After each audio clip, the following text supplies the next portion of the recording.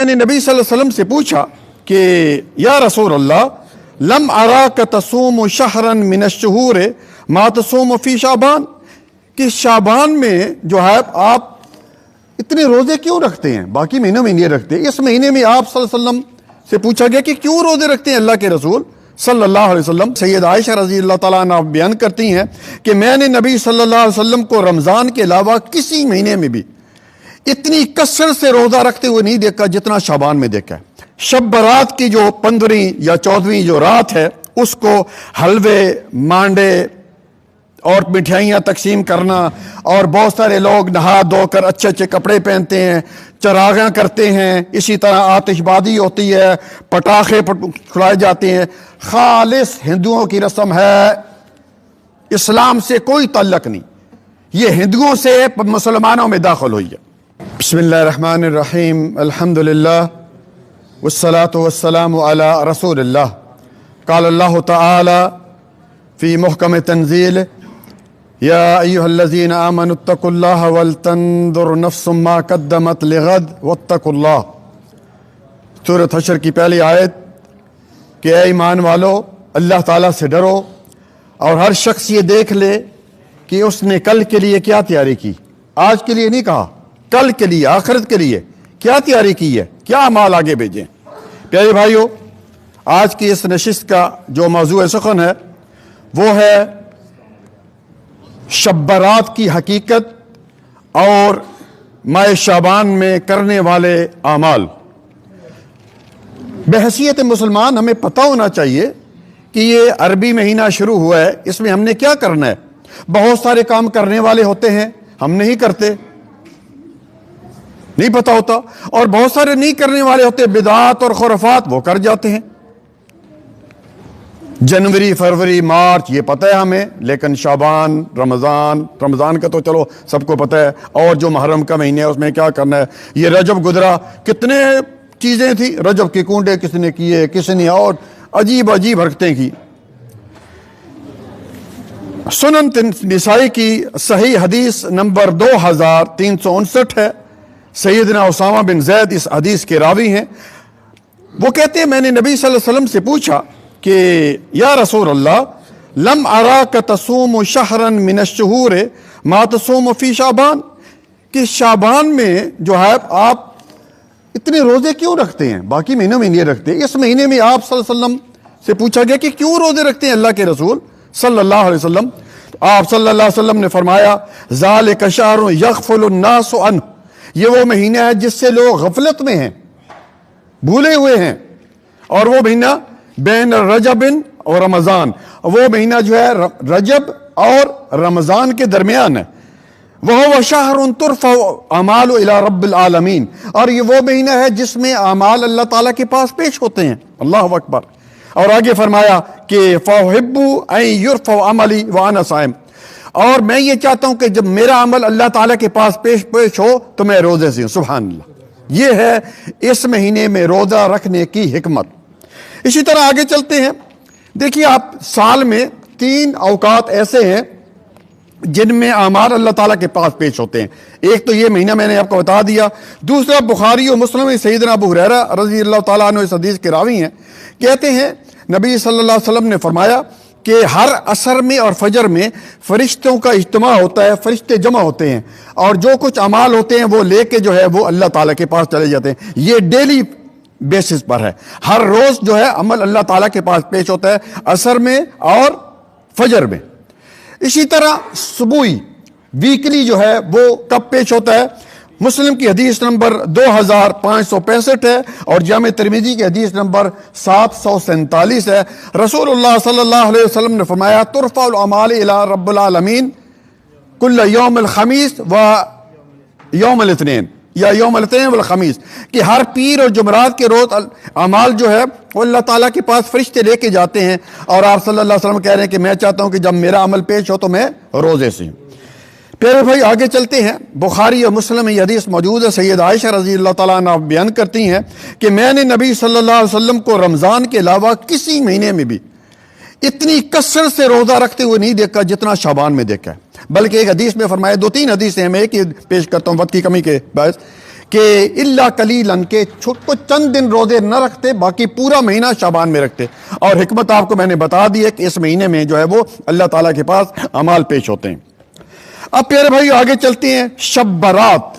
شب برات کی کیا حقیقت ہے؟ اسلام میں شب برات کا کوئی کنسپٹ نہیں. یہ جو ہے میڈ ان پاکستان، انڈیا، بنگلہ دیش ہے. شب فارسی کا لفظ ہے. شب کے معنی ہے رات کے، اور برات کا معنی ہے بیزاری کے. نہیں کہتا یار میں تجھ سے بہت بیزار ہوں. یہ ہے اصل. اب آگے چلتے ہیں. شب برات کی جو 15ویں یا 14ویں جو رات ہے، اس کو حلوے، مانڈے اور مٹھائیاں تقسیم کرنا، اور بہت سارے لوگ نہا دھو کر اچھے اچھے کپڑے پہنتے ہیں، چراغاں کرتے ہیں، اسی طرح آتش بازی ہوتی ہے، پٹاخے چھڑائے جاتے ہیں. خالص ہندوؤں کی رسم ہے، اسلام سے کوئی تعلق نہیں. یہ ہندوؤں سے مسلمانوں میں داخل ہوئی ہے. آگے چلتے ہیں پیارے بھائی. اسلام کے دیکھیے جو تہوار ہیں نا، وہ 2 تہوار ہیں، اور وہ دن کو ہوتے ہیں، رات کو نہیں. عید الفطر دن کو منائی جاتی ہے کہ نہیں؟ صبح میں نماز پڑھتے ہیں کہ نہیں؟ اور عید الاضحیٰ کب پڑھتے ہیں؟ رات کو پڑھتے ہیں؟ صبح پڑھتے ہیں، قربانی کرتے ہیں. تو اسلام کے جو 2 تہوار ہیں وہ دن کو ہیں. یہ رات کو کون سا تہوار انہوں نے داخل کر دیا جو ہے رات کو اس طرح اٹھنا اور رات کو جناب علی قبرستان جانا؟ یاد رکھیں میرے بھائیو، یہ رات کا جو تہوار ہیں یہ خالص عیسائیوں کے ہیں. رات کو وہ جو ہے وہ جشن مناتے ہیں، ڈانس کرتے ہیں. اسی طرح ہندو جو ہیں وہ ان کی دیوالی ہوتی ہے، وہ بھی دن کو نہیں کرتے، رات کو کرتے ہیں. اور رات کو جو ہے آپ کو پتہ ہے کہ رات جو ہے بنائی گئی ہے کس لیے؟ یہاں سونے کے لیے بنائی گئی ہے اسلام میں، یا پھر کیا ہے عبادت کے لیے بنائی گئی ہے؟ تہجد پڑھو. اگلی بات، اس رات قبرستان جانا بڑی مشہور ایک حدیث ہے، ضعیف جداً ہے. نبی صلی اللہ علیہ وسلم رات کو اٹھے 12-1 بجے اور قبرستان چلے گئے. ان کے پیچھے اماں عائشہ، ان کو دیکھا کہ بستر پہ نہیں، آپ صلی اللہ علیہ وسلم کدھر گئے؟ وہ بھی ان کے پیچھے چلی گئی. آپ صلی اللہ علیہ وسلم نے بخشش کے لیے دعا مانگی، واپس آ گئے. بالکل صحیح حدیث نہیں ہے، ضعیف جداً حدیث ہے یہ. اور اگر اس کو مان لیتے ہیں کہ چلو صحیح حدیث ہے مثلاً، تو پھر تو انسان کو جو ہے وہ رات کو جانا چاہیے نا. 12-1 بجے کوئی اٹھے اور سناٹا ہو بالکل ہے، کوئی لائٹنگ نہ ہو، اور وہ قبرستان جائے اور ان کو جو ہے میت کے لیے دعا کرے تو آ جائے. ٹھیک ہے، کوئی جائے گا ایسے؟ نہیں جائے گا. اس لیے یہ صحیح نہیں ہے. آگے چلتے ہیں میرے بھائیوں. اور یہ بات کسی صحابی سے ثابت نہیں ہے بھائی. اتنے صحابہ کرام، 1 لاکھ سے زیادہ صحابہ کرام، کسی صحابی سے ہمیں یہ چیز نہیں ملتی کہ 14 اور 15 کی شب کو رات کو جو ہے وہ قبرستان گئے ہوں اور انہوں نے وہاں پہ کچھ جو ہیں وہ دعا کے لیے ہاتھ اٹھائے ہوں یا اس طرح. آگے چلوں گا بتانے سے پہلے. اسی طرح پیارے بھائیوں، خصوصاً پاک و ہند میں 14 کی رات کو جو ہے وہ خواتین اور مرد مل کر ٹولیوں کی شکل میں قبرستان جاتے ہیں. وہاں میلے اور ٹھیلے ہوتے ہیں، چراغاں، برگر ماشاءاللہ بن رہے ہیں، گول گپے کھائے جا رہے ہیں، قبروں پر پھول چڑھائے جا رہے ہیں. اے پیاری پیاری امت، کیا ہو گیا تم کو؟ کیا ہو گیا؟ قبرستان میں یہ چیزیں؟